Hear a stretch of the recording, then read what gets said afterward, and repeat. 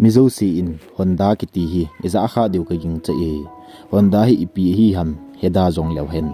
Honda hi company hin ama ho hin two wheeler kang ni ho ta kang li ho jong se min hi kang li a sep mo amin thang ho chu hi le e ho ga he the dia cho Kia India Hyundai Motor Toyota Maruti Suzuki Tata Motor Honda Car Mahindra Nissan India kiti ho zo si jong he Honda te company no ya hi cho hi Honda company ten asim hi in la Honda company hin sim do di pa he kum som lenga ho hi a chun workshop ma na to jilding chun aga chi in hi le company hi lo le na to na ni pa chun chapang pa chu chapang ma hi le na chu tong thei pun ti gari sim thei pun ti ti a na ta san lo ji a chu naw sen don mai ma ya chun an ko yin hi in la ma hi pi ti a chan chana hong lo ling ham ti thu sim hi sei ding hi hello loite ho na bon ben ni khupa tu ni khu a he Honda company iti hong lo ling ham ti thu sim che sei ding hi ama hong ki pat na jong he saul he jingin kin thi in sunga kuna hi chan ge ge hin pha hi e lampi hin zo na su khil sep khil tampi boina na tu wanga achai nigia company gia hong man banga ama jong lung neu lo wa hong tha pat kit na I chan ge tu ni chan ge a he company min thang ta khat le he thei khat nong he tai ipiji hamti thusim che sei dingo hin ipele thusim cha panjing hoite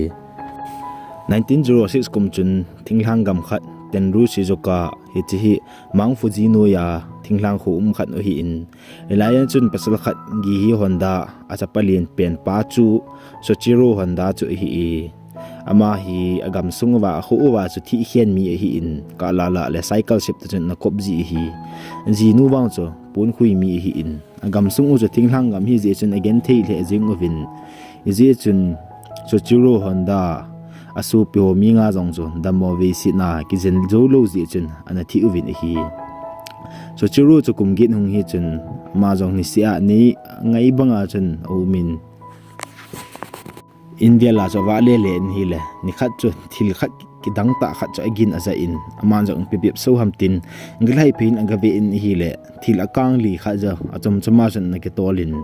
Soichiro Honda jong jan amu mu jan alung dong le jingin iti ke tol ham tin gari cho vet numwal jingin aliap ge cho aga delin aga ve in hi ama dinga pat na pena gari hi lo le machine alien cho amu na masak pen cho a hi aniawa pa cho ma hi engine langa ha thanu min school kai wang cho ana thanum pui chin mala a cho ma hojong gen thei tama chun hi le school kai lampang cho ana la sam le jing in hi ama school kai sanga cho aniaw lai hin khu a cho apa cycle se ma cho tamzo ha na ki thu pg in hi school lang ta sit to ma chun hi le ale khasim jong cho a hoi pun amak jong cho lom ji le in ji chun aman rubber khat mangin apa signature ana bol ji in hi hinla ni khat cho apa chun signature bol ji cha he do a amang hoi mo chama do pa chun ni hlum ke ya chun ne le cha pilovin adil su sa in ni hlum ke ya chun ni khat cho sa e 1922 kom chun Soichiro in jong magazine khat amu in hi cha cho Tokyo company a Tokyo city sunga chu automobile servicing company khat ke hongi ti thu cha za pa chen man jong la ya cho na tong ding mi ngai cha ding oi he ji chen man jong a so kai te ko ma chen na to ding cho thu min letter chen ji tan hila wang pat pi in positive ta chen reply and bol win chiku Honda jong chu in kum som lenga hi in ama jong gari lampang thanup ji chun school kai chunga in lai mona chen na tong dinga chen anga chi tai Soichiro jong cho Tokyo chu agal hungin hi le lai mona chen gari jong atam le jingin khupi sunga kiman cha dan le thinglang gama kiman cha dan khit da no cho a hin he do in lungdong le jingin hi ma jong achi na pa workshop ni pa yuzo sakabi bara jong chun pasal pang run chun ave in hi la gel to na panglowa chapang cha hi pha chun ama chun gari sim hola cha jaw sa teluvin anaw sen do na chun koi ji tai la chun Soichiro Honda jong chu na la ke tong lo sumla kimulo tin mo asa in la ilang kile ding cho gel kin in hi la no mo sa le jingi aji chu apa le insung mi te ho lungel lungtup mul so dinga hungpot data school kai hin nga lewa etia loling lowa ki le ki ding cho agelin hi la ma jong aza ta ji chun laimuna chen apang ham min hi le wang phot pin ama na te awok sop mu jong cho hungmin chi le jingin iti chun ni si a cho order le na to de tam che che pha chun dukan ni pa jong chun so chiku Honda jong chu ina mom sanga chutin mi ki wat bal phat chun na tong hola chun azau sa tai ama cha chapang cha hi wang chun atelin athip tuma hi le ama jong gun chu le pon tho ta pan tuma chu hi le ani pa ta san cho ahung changin ama chu gari sip ji machine sip ji se se chu hil taluwa machine lampang le gari ju lang panga business iti ki bol ham ti jong chu gari nei pa chun ahin hilin hi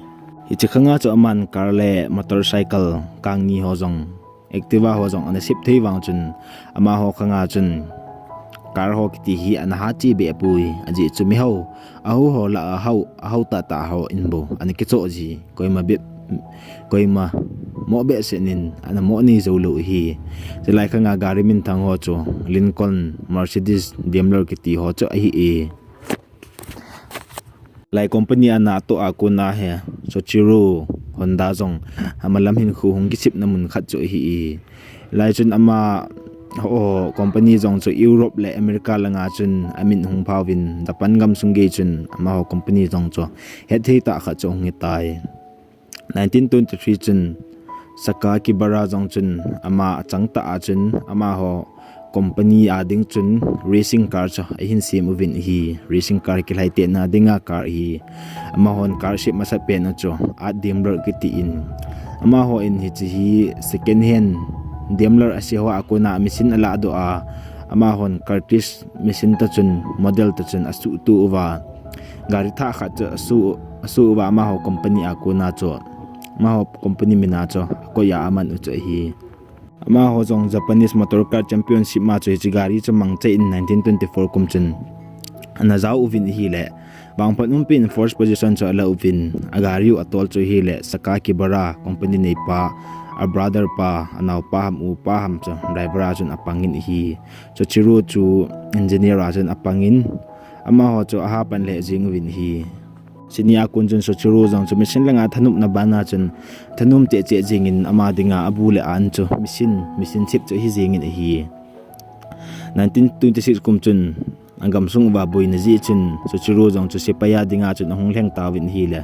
ama jong color blindness anani pha chun medical examination ajun unfil so win ama jong at sukaya chun gari work so ma chun na tong ge ta ni hi 1920 kumchun yuzo Sakibara jong cho company che min che phat na chun hamat ta su a jong cho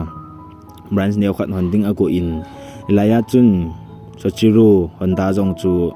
se branch sung le tup ding chun angan si tai ata asan tai abol ti lawang cho Soichiro Honda ding wang chun a ha le jingi aji cho ama ma cho akum ma cho achapan to company ma cho ki hong tha hi ji chun koima beset ta san cho na changpu win company dangin asip num lo le atham num lo gari ho bo cho ma hon an tham ji win hen la ma jong long lut ta le pon tho ta apan jal chun akom ma ho workshop company brand jong cho ahomin ti che jingi 1930 kumchun ama ho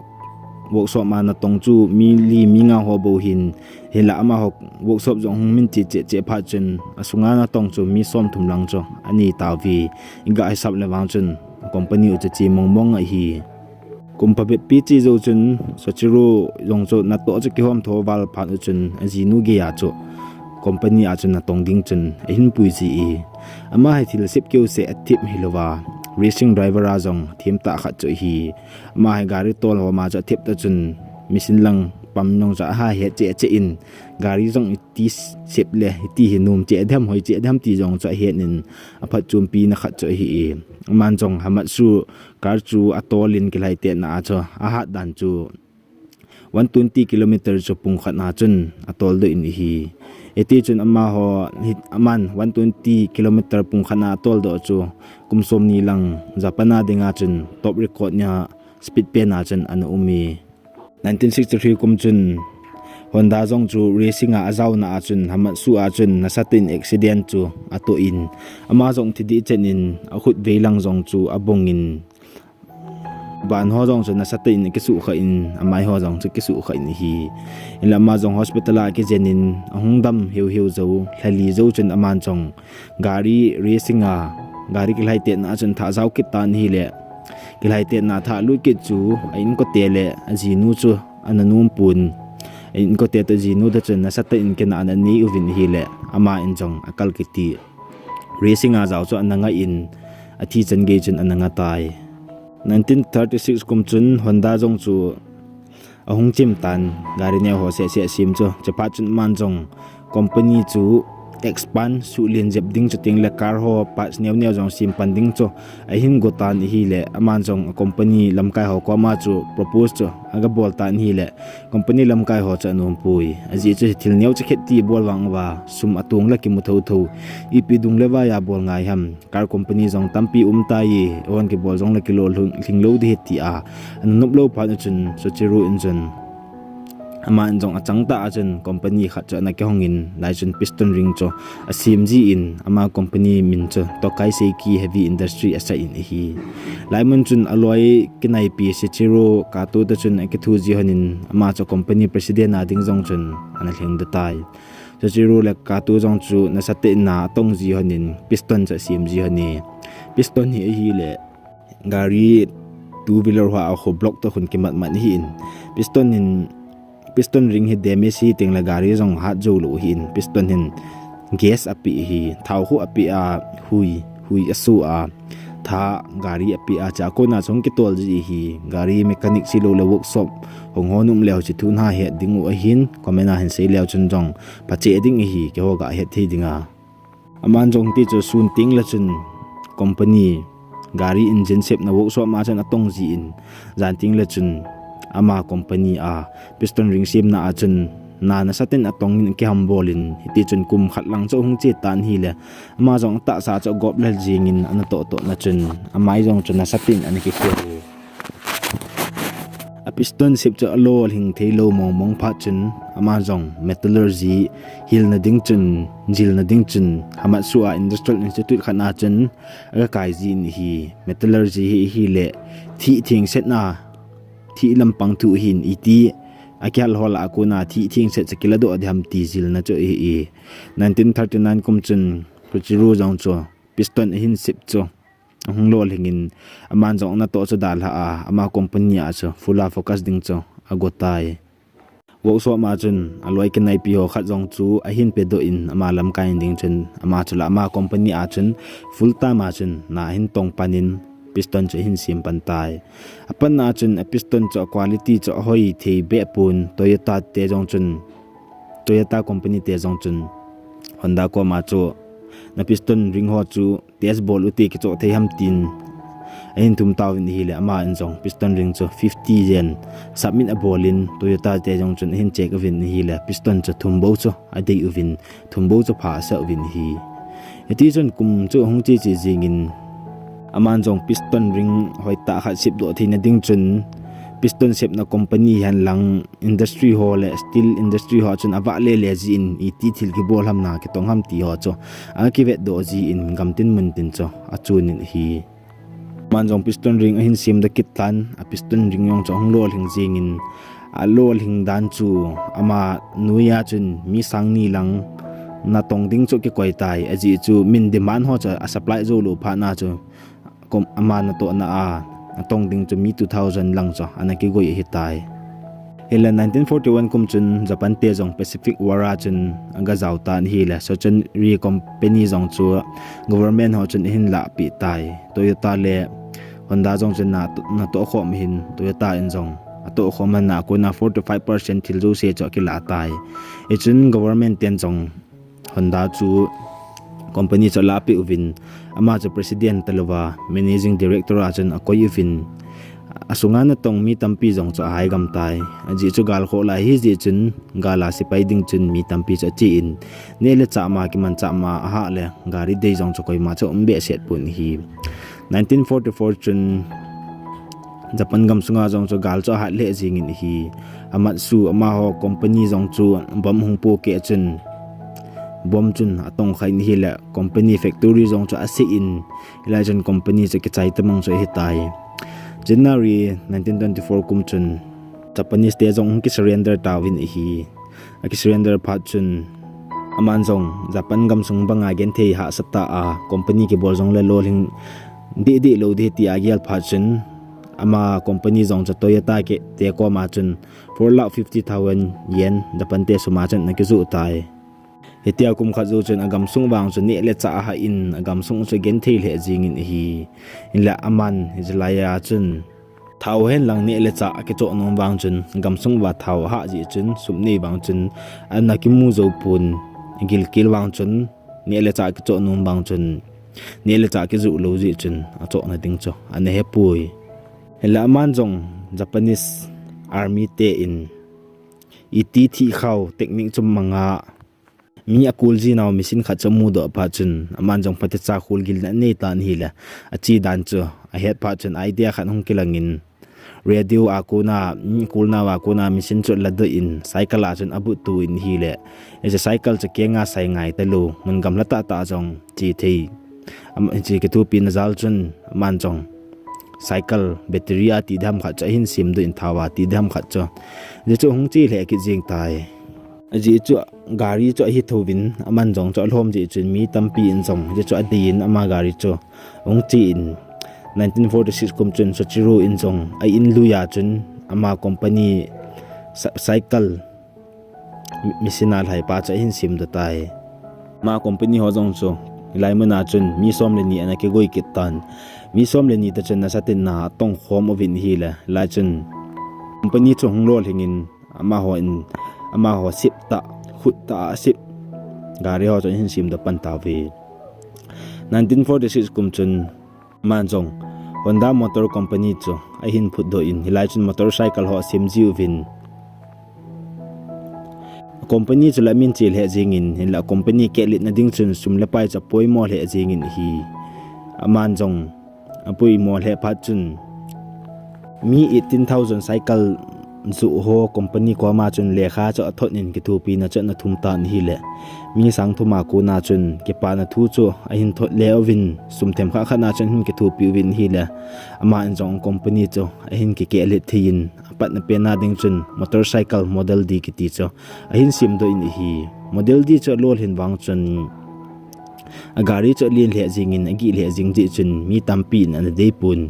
ji chun ma chun gari azang jep le lam sau jong zo the ding nom ding kha chu kum thum zo chun a hin sim do kin in chu amin chu super cup ki tin hi super cup chu amin phawal ji chun Japanese leng in sung te jong chun ama he price kha chu ana pi uvin hi ki pa pin zal chun lai man chun ama jong investor Takeo Fujisawa mi ho kha ta da chun ki mutu hanin Honda company ke pan dinga sum ngai cha hen lang business hen lang marketing lam panga jong cho na satin na ki thu pi in ama ni chong ki thu khom han tai super cup gari sip chu 1950 kum chun US gam sunga jong hong ki zu pantan US gam sunga chu $295 aman a hi ichi America te motorcycle to chun aman chu itek ka le hop li la hop khat man bo chu hi in aman jong alhom chu in thau jong ha ne pun hi ji a chu America gam sunga jong cho ama gari hi an chi le jingi so chiru Honda lol hing zo chun aman tu a he kil hai te na gari racing lam panga hong lut ki nom tai aji chu hi chi khanga racing kil hai te na chu sports gul si keu se aji lova lai muna chu gari company zat chum chu man kil hai te ji a gari hat pen chu gari pa pen na na len do ji hi amin chi ji hi ji chun ma jong la ya chun hong lung lut ki tai aji chu competition na cha force la la chun ri chi chunga sa mi jo sin gari pa pen na cha gel jing ding mi tampin ki cho ding ji chun man jong competition ki lai te na chum ting la chun midang ho chun gari ti se mai ti ha sa jam ti ho cha pate cha chun ki vet do jin a ki mel chi ji e 1954 kum chun international race na ajong chama ho chun bang phat pi in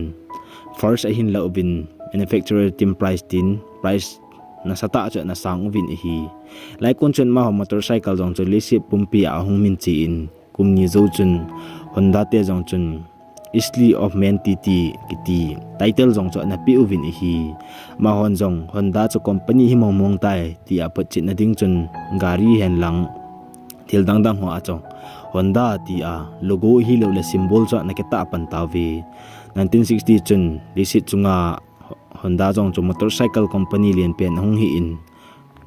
1949 kum chun gari ship do cho 10 million lang ana phatai tia lol hen zo cho man chu achai na hi sa alwa aniawa patna na lungtu car company car industry honding cho hi e cho chiru jong chun car industry cho honding gota ni le mi tampi yong chun ana to khompi ho cho na num pu ni hi je cho company min thang ta ta che zat um ta